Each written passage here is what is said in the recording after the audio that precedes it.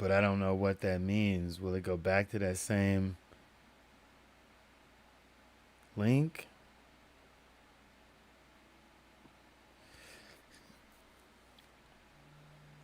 Well, we appear to be live again. We appear to be. It says live now. Yeah. All right. Okay. It looks like we're live again. I don't know what that Oh my necessarily means, other god. than I think the link will. It'll probably have to. It's gonna restart. Hmm. Basically, there's two things to Yeah. it. Rose says yes. Okay. It restarted, Rose. She's the guess.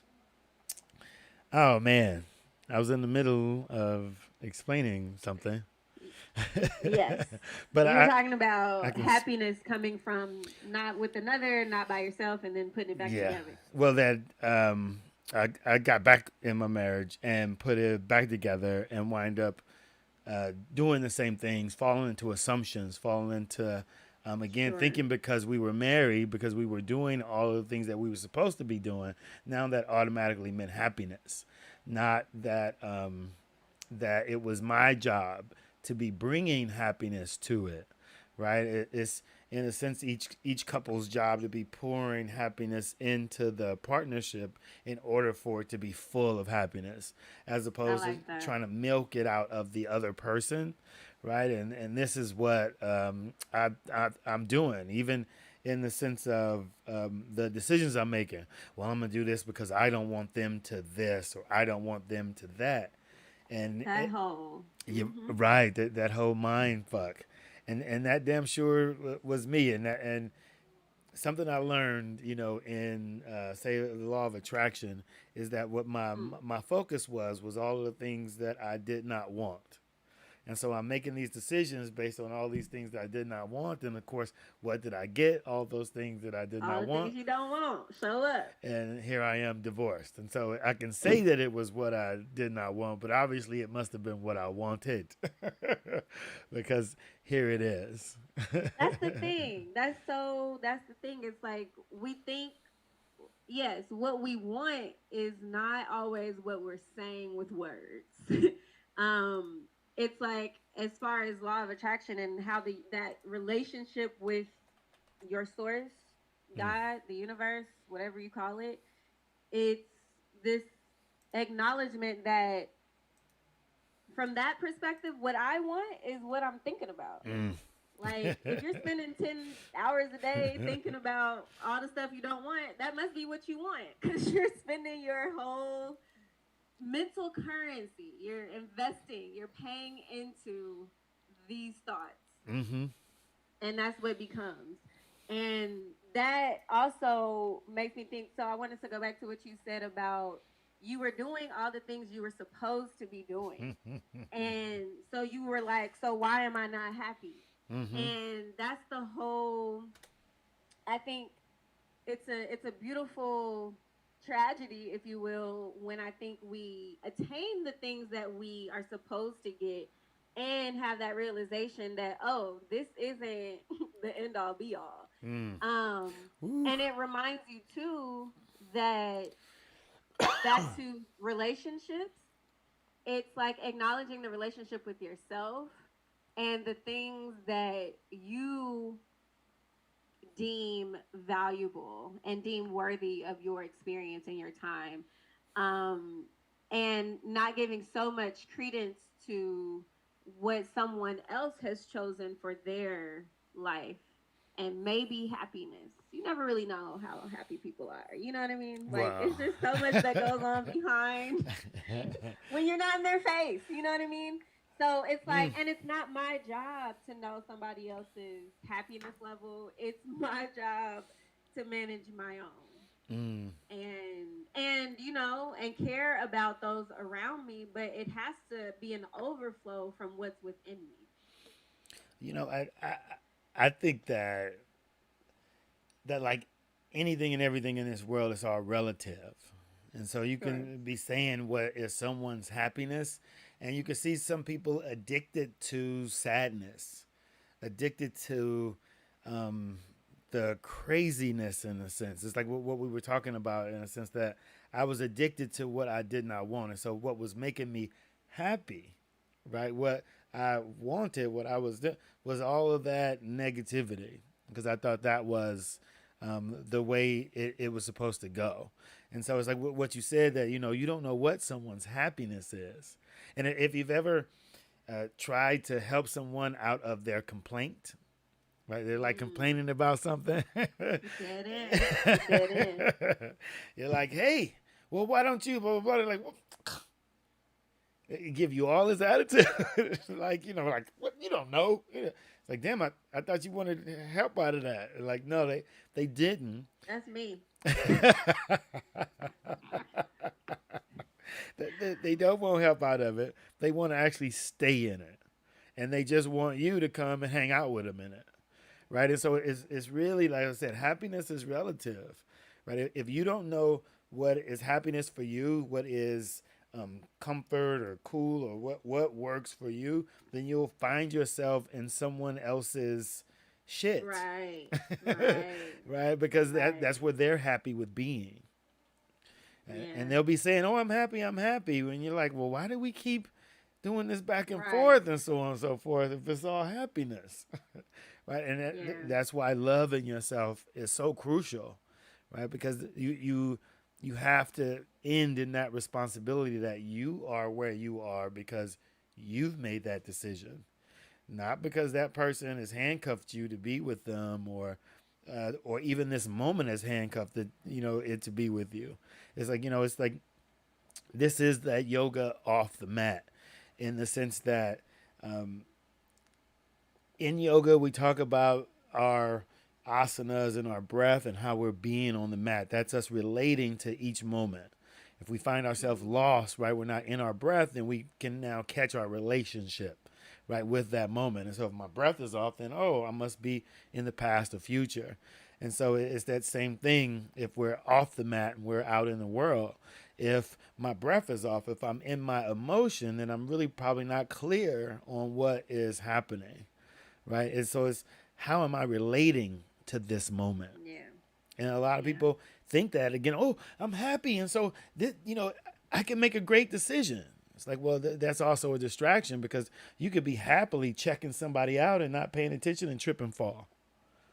Right? You see it all the time, right? To be present is to be now, right? And to be Yeah. relating in that more almost something that I get in trouble with is because I have an aloofness, right? Where it's like, oh, isn't that good news? I'm like, it's what it is. It is what it is. It's what it is. I now I look and go, I don't want to get too excited because I'll get distracted and not really pay attention to what's in front of me. And that's Sure. just the real of it. Even in let's say our own business venture, right? You get Mm. oh and you see people go too far too fast, Sure. as opposed to, again, a relationship again is you relating moment to moment to moment, right? And how are you doing it? That's the magic I think of yoga, is that it begins to start making me responsible for that relating. Yeah. Yeah. I was actually going to bring in that question about um, what are benefits of yoga in relationships. And I mean, that's a huge one right there. And it's the even in the sutras, it's yoga is now. And so if we bring that mentality into relationships, I know for me, it's like I'm not bringing in what happened last week to now, you know? And I'm also not going to be living so much in the tomorrows either. And especially when you are in long term relationships, Hmm. whether it be friendships with people, family relationships, or romantic partnerships. All of these are like relationships that can be over a lifetime, right? Your family, your partner, and friends. And so when you're talking about these long-term relationships, I there can be this habit of, always bringing back what happened before or how something used to be, or keeping somebody stuck, as who they were 5 years ago. And it's a two-way street. So it's how you allow yourself to think of the other person you're in a relationship, and also how I show up with people who I've known for all these years. Am I showing up as myself 10 years ago, or am I showing up as myself today? I know in family relationships, I got into this a lot because I was like the youngest of my like people. I was like the baby or whatever. And also after I left high school, I wouldn't see my family consecutively. Like I would only see them maybe twice a year, let's say, because I was living in a different state or wherever, whatever I was doing.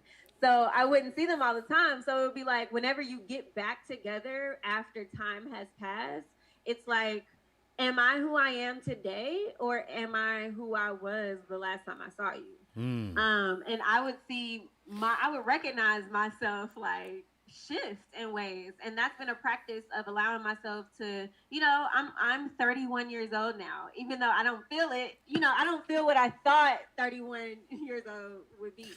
But also I can tell that older people in my family, sometimes it's like, and I don't know if it's me feeling that way and projecting it, or if they're treating, it's probably both. But the point is, it's like still feeling myself as, the teenager or the young girl.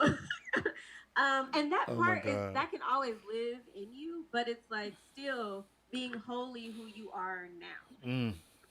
And so that's a practice, and that's a huge benefit to bring into relationships. That's a yogic practice. Ooh, Yeah. that right Yeah. there.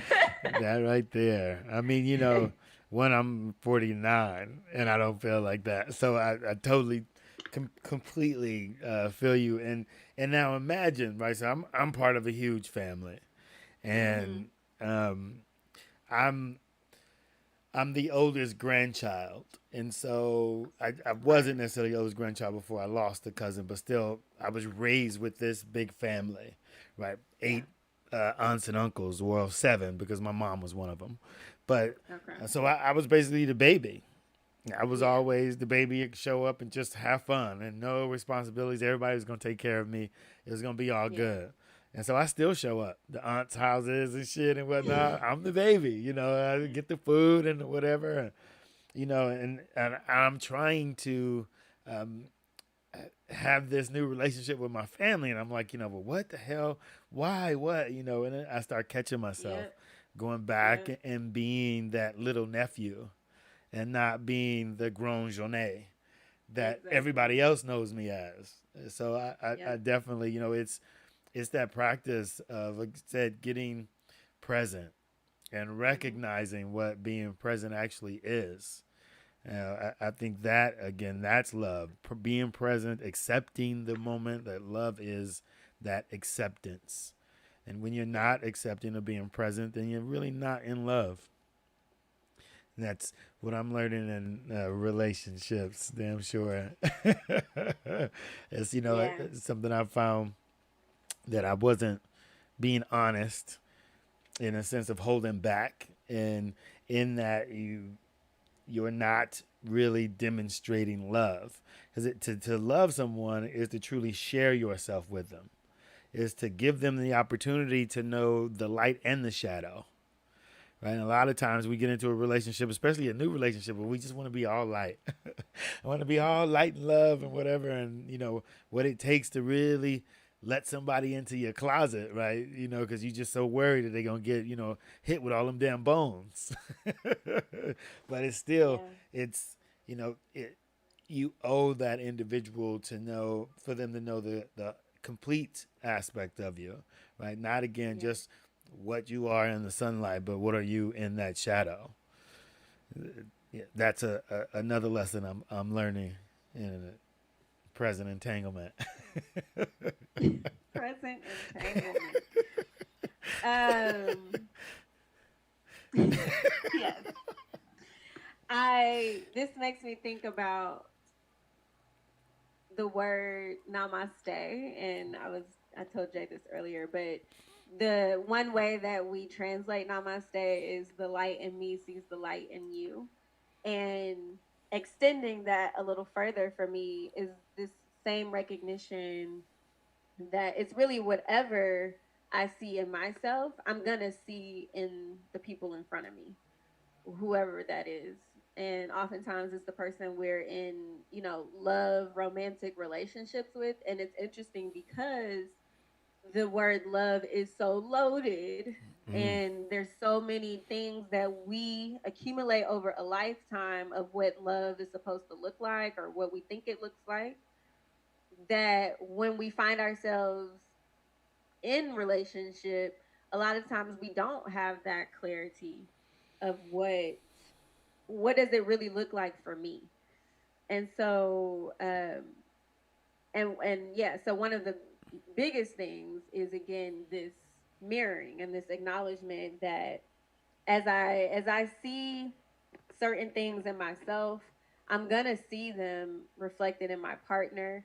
And sometimes we don't notice, we want to point and act like it's you, but we don't notice that, thing in me too. It's like, I'm going to mess up this this quote, but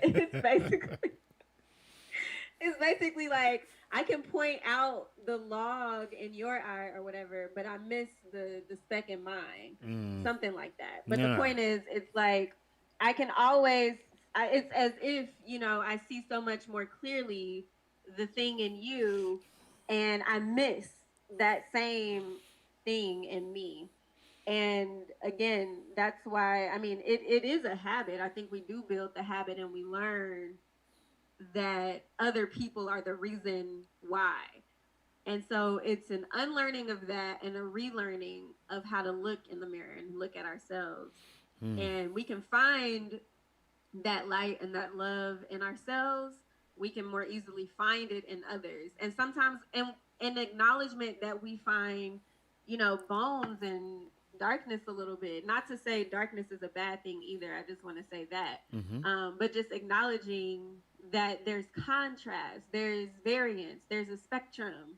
And if we can acknowledge it all as valuable to some degree, then we can acknowledge that same spectrum in another being and have, like you said, that acceptance, which is love for Mm. real.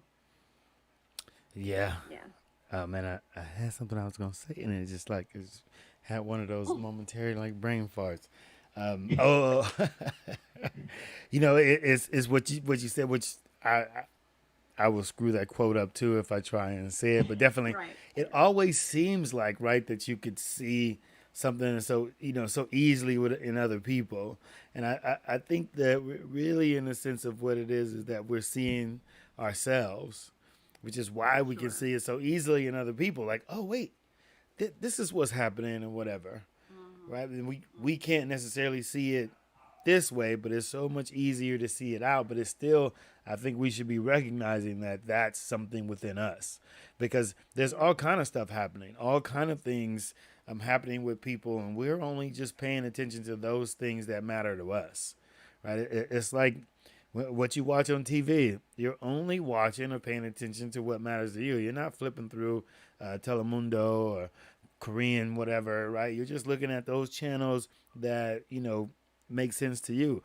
Same thing when we walk out in the world. You're not looking at everything Yeah. that's happening around you. You're only Yeah. paying attention to, again, what lights you or what floats your boat.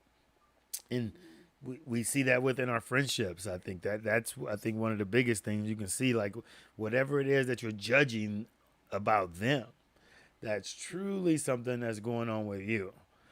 Because Yeah. it's for me of everybody's got their own life. Yep. Everybody's got the ability to write their own story, and everybody gets to relate to it however they want. When we're trying to say somebody should or shouldn't, then that's really our own thing. And as you see Mm-hmm. people like, oh, well, you dirty over there, and you not right here, and you this kind of person, and blah blah blah. You only know that one aspect of that individual. You don't know the Mm. 360 degrees of them. That's I think what most of us miss in that namaste and whatever is that what you said, that mirroring, that reflection. It's more so telling us something about ourselves than it's telling us anything about the person in front of us. Because again, you're only seeing that sliver, not that you, Yeah. that infinite individual that could do Mm. be anything. Uh, Yeah. That's kind of how Yeah. I see it. I. This makes me think about. I mean, my mind went straight to to just in society and in culture and our relationship with society. Ooh. And um, I'm thinking where it makes my mind go right now is, you know, that same tendency that we have to critique society. And it's easy to, and society is such an interesting thing because we forget when we talk about society and culture, like we forget that it's made up of individual people. It's not like that's not real. Mm-hmm. But anyway, so when I think about that though, I've just noticed that trend of being very critical of society a lot of times in a lot of conversations and things. And still, it reminds me of this same thing. It's like whatever I'm noticing that's happening in the world, 100% of the time, it's there's something same thing that's happening in my household or in me or in Mm. my family. It's like this micro macrocosm is, that relationship. And it's hard to say that societal issues can be solved on an individual level. Mm. Although I believe that, like in my heart, I believe that, but in the way that I think we experience it, we seem to tend to go to like the macro. So whether it's the systems or the society and all of these things, um, and so but it has to be both, right? But I think that in acknowledging that it's both, we have to remember that it's got to be like I have most control over me right Mm-hmm. now. And so, sometimes that feels defeating, but a lot of times it feels empowering too. And so it's that balance of society and self and that those relationships and parallels. Yeah, I think it goes back to that mirroring. It's like right, it's like we have this polarization right now going on, and you have people like, oh, the Black Lives Matter people this, and All Lives Matter people that, and whatever, and especially within our community, we're like, all white people, they're just, you know, all fucked up, right? That's that same thing that we were talking about. That's that judgment, Yeah. and and if we really want to see that change, then we're going to have to hold that mirror up to ourselves. We can't go around simply saying that they don't know how to behave, and now we get to act as if we don't know how to behave.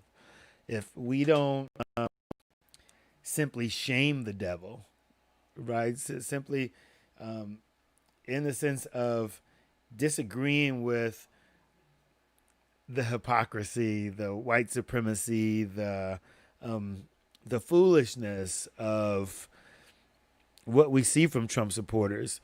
We have to stand up and counter it with dignity, counter it with facts, with evidence, with information. We can't just simply be like, you're so stupid for listening to that and so on and so forth. When I know a lot of us listening to a lot of stupid information too. You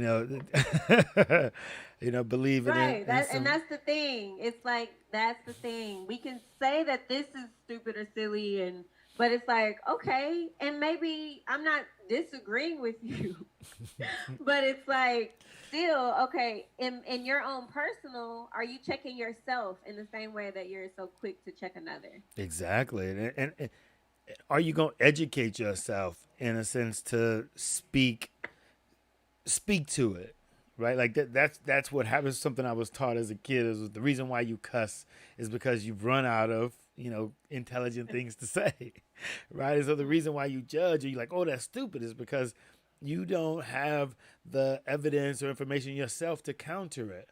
And so instead of just simply saying what is for you, now you have to down that person, Right. denigrate what it was that they Right. said, right? To where if we flipped it and we was like, oh, well, what that person said was bullshit.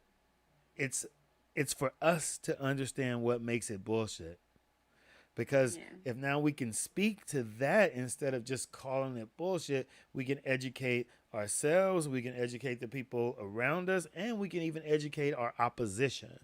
Because that's what Mhm. a debate was supposed to be about, right? Is being able to simply put out your evidence, right? And we don't relate in that way anymore. Of let me just simply hear what your perspective is, and now that I hear what your perspective is, let me counter it with other information. Today is what'd you say? What? You are a stupid mother, right? And nothing gets done with that. Right? That's the problem I see with our societal relationship, is that we don't think we owe each other dialogue, conversation, information. We should just assume what is, and that's damn sure for me an issue with white culture, in that it's just assumed that these things are so. Right? It's just assumed that Santa Claus is European when no, Santa Claus was from Turkey.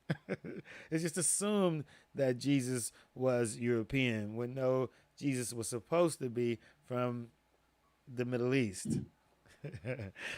Being nice here. Right? Well, you get into these assumptions instead of this dialogue. And Right. we won't be able to grow as a people if we don't think we owe each other explanation.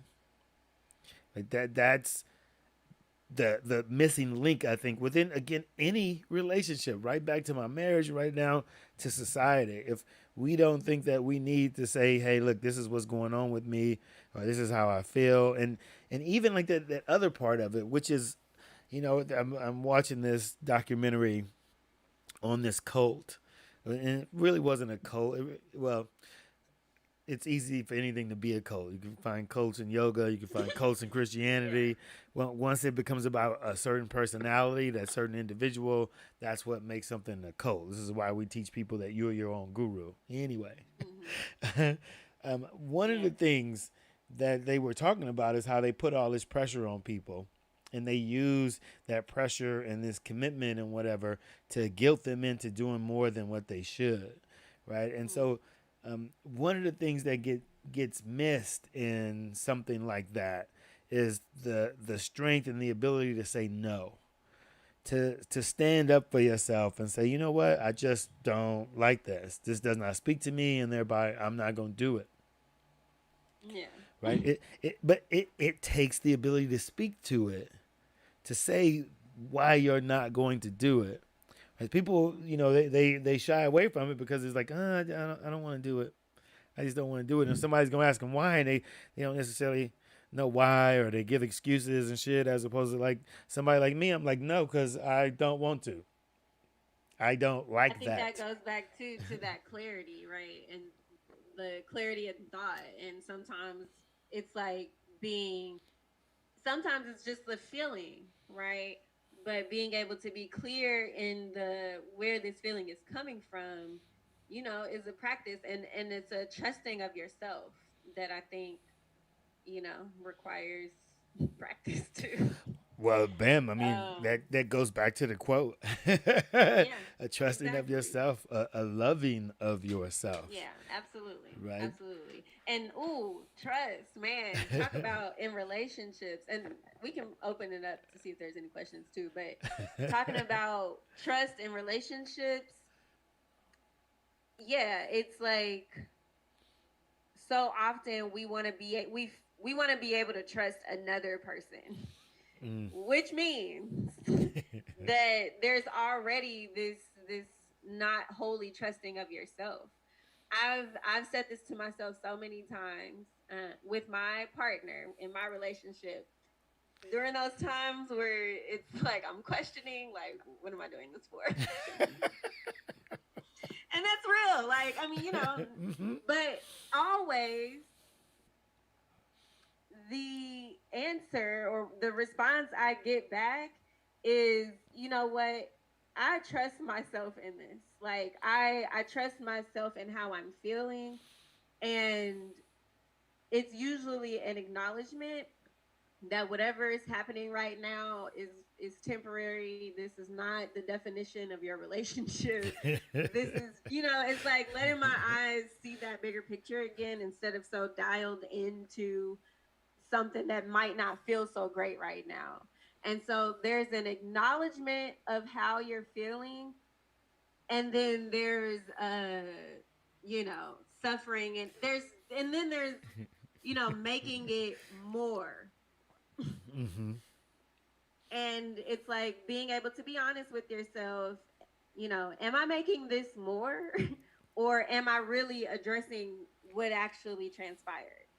And so I think trusting yourself is always, it's the number one. It's not even about, because for me, the more that I'm able to trust myself and acknowledge trusting myself in all things, not just in my relationship, then I can more easily feel comforted in trusting another person.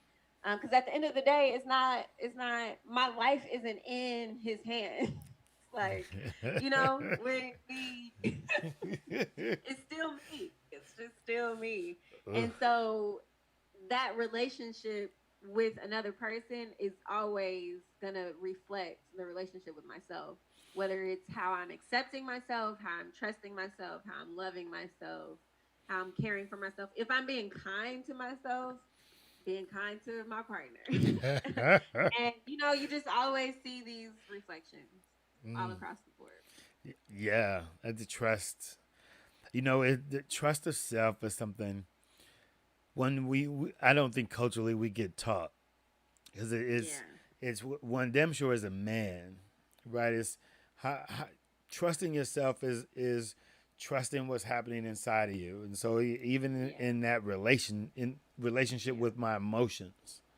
And so, do I trust myself to become emotional or allow my feelings to be what they are, right? And Mhm. without that, how can we really make it through the world? Right? It's like Mhm. if I have no understanding of my own intuition, right? It's like Right. what is it that I'm feeling here? If there's something that's going on, but if I never stop to really check it out or whatever, I can never trust my emotional state or trust my intuition, and I can never make it through the world in um, a, a clear way, right? It's Mhm. that clarity is of being able to trust the moment. But can I Yep. really trust the moment if I don't really feel it? Right. And Mhm. I think that's that piece of it for me of where I think more people need to get into how they're feeling and why they're Yeah. feeling that way so that they could stop making snap judgment decisions. Right. It's like, oh, they look like me and thereby I trust them. And now you don't understand why you just got screwed. Right? It's because you didn't really take the time to discern who this person was. You just went off of a gut that you have no understanding of, right? A gut Yeah. that you've never taken the time to really feel through. Or people go by, did it check these boxes that I've made up? Or, Mm-hmm. does it look the part? And then if we're paying attention to that, then we're not paying attention to intuition. Mm-hmm. Yeah. It's, at least we're not paying more attention to it than that. That can accompany that, but the intuition has got to be what Yeah. guides. But that's the trusting. That's the Yeah. trusting. It comes from what being programmed, right? Growing up with television telling you that you needed to have this and you need to have that, and even again is me. You should be married. You should have a house. You should have whatever. And if Right. you check these boxes and whatever, now everything should be. And that is not intuition. That is just in a sense of where oh, that's the right things and whatever. And so that made me feel good because it reminded me of that TV show or that Right. thing that told Right. me Right. everything that was gonna be good. And so of what it's not my gut, it's my memory that I'm actually going off of. That's that propaganda. That's how that really plays into it. That tell Yeah. you who you are instead of you creating who you are. Yeah. That's the need for that relationship off the mat and on the Okay. mat. Shit. Right. All around. I want to check in to see any questions from the people. We only got like 7 minutes left, so. But I think we have one or two viewers, so live viewers. Well, we might have lost some people with the click over. Oh, true. But I tried to put the link back up on Facebook to let people know, like, oh, it's still here, even though it's a new Right. link. Or you can type Even though it's a new link. He's just putting it here. out. Okay. So I love the overlay, Jay. I see Oh, it on you like YouTube. that?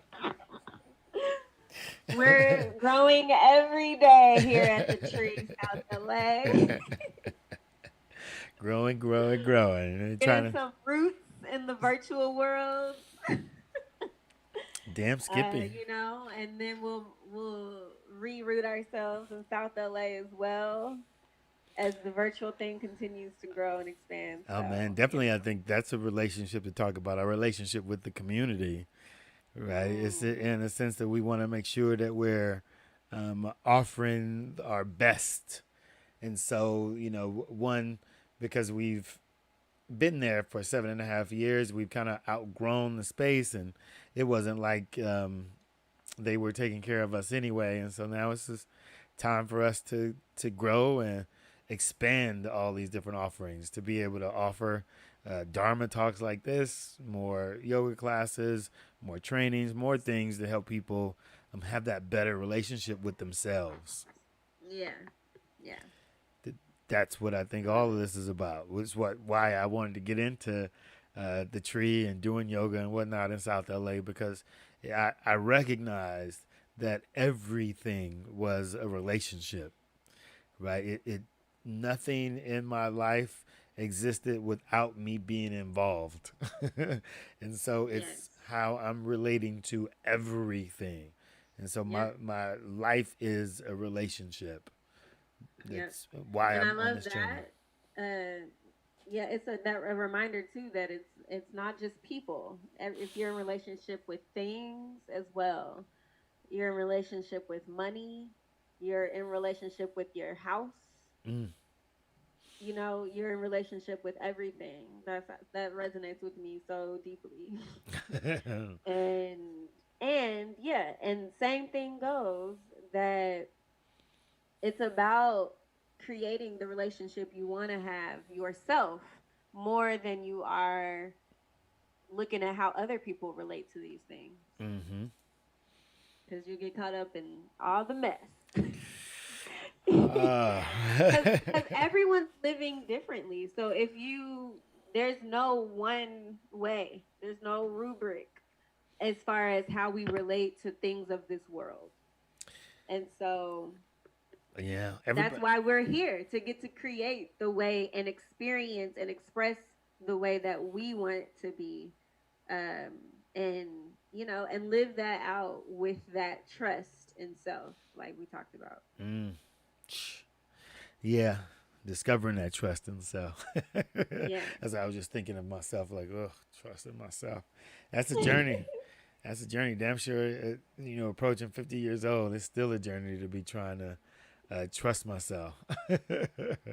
It's, Yeah. there's so much of me that I don't know, Right. and it's I think the people and the life in front of us is what really kind of pulls it out. Sure. That emotional reaction, that story that I'm telling myself. It's like in that mirror that I really get to see those because they're responding to something. It ain't like they just got an attitude with me out of thin air.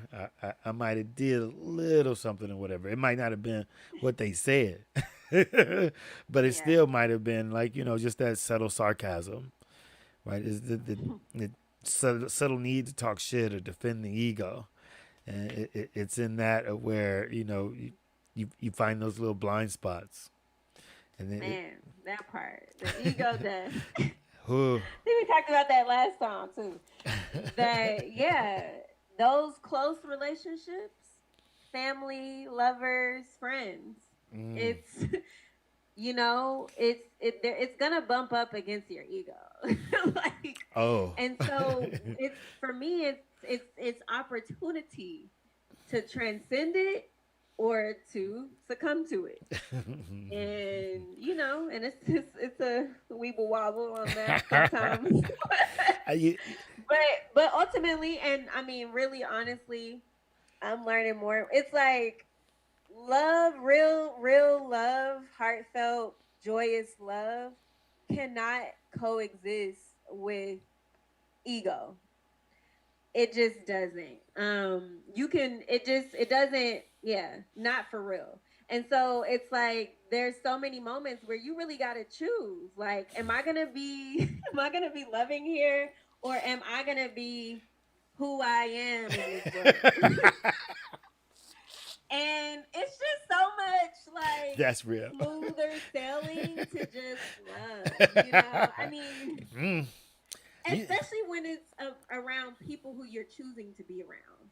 It's like when you're choosing to be around people, love them, love them, love them. real, real, but the ego death is not an easy thing, right? I'm not. Yep. Yep. In that sense of it is like, yeah, it can be smooth sailing down the road to choose that love, but in that moment to fight that ego and have to do that mental judo with yourself on why it is that you're holding back, on why this is your limit, right? It's because to me that's what your ego is. It's the limit of yourself, right? It's these Yeah. absolutes that you hold, but there's a reason Yeah. why you've hit those limits. It's a reason why Yeah. you have those absolutes. And when you come Yeah. to that edge, there's a reason why they call that shit a breakthrough. Because you got Absolutely. to break through Absolutely. something. And that too comes trust, I believe. It's the more that we allow Ooh. ourselves and are self-reflective in how we are transpiring in life, you know what I mean, and really putting pieces together, then I think that that allows us also to trust ourselves more. Um yeah, but that inner battle is real. And I also think it's easier for me when you're not in the habit of choosing love, or if you're in the habit of needing to defend yourself a lot of times with others. Mm, It's easier sometimes to chip away at that ego when you're by yourself as opposed to when you're in those moments. mm. Sometimes when you're in those moments face to face, it is much more difficult.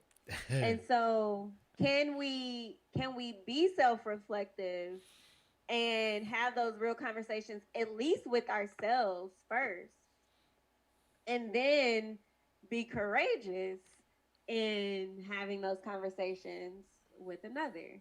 Mm, And not every relationship needs that, but mm. some. I wish I had a little bit of You have to have that discernment. That's the realest. that. Yeah, yeah, yeah. We No got one argument. comment from Callie Ferguson here saying, "No questions, just love your insights, learning and reflecting so much. Glad I caught y'all."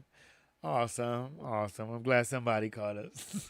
All right. it's, Thank you, Callie. it's our second show. So, yeah, you wanna wrap us up because we are a couple minutes over. Yeah, we're a couple minutes over, but we lost some time and whatnot. We did lose a couple minutes too.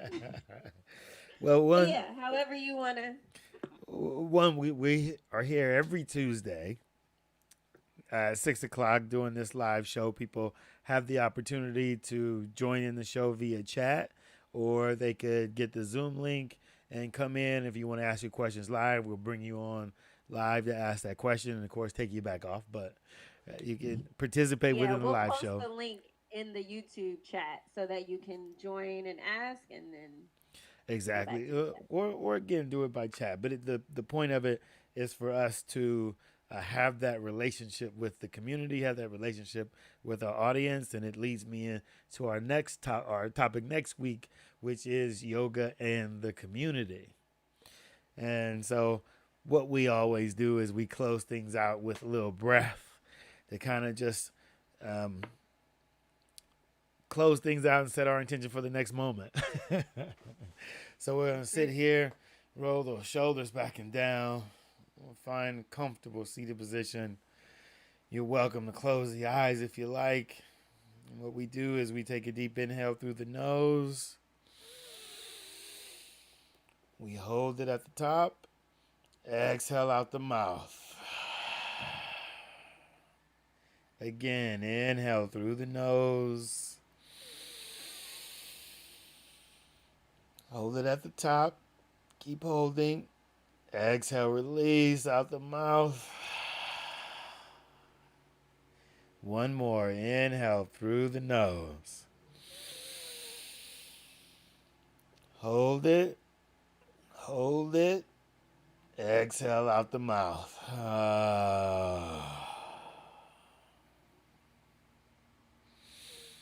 Let me tell you, stopping and take your breath just settle things so nicely.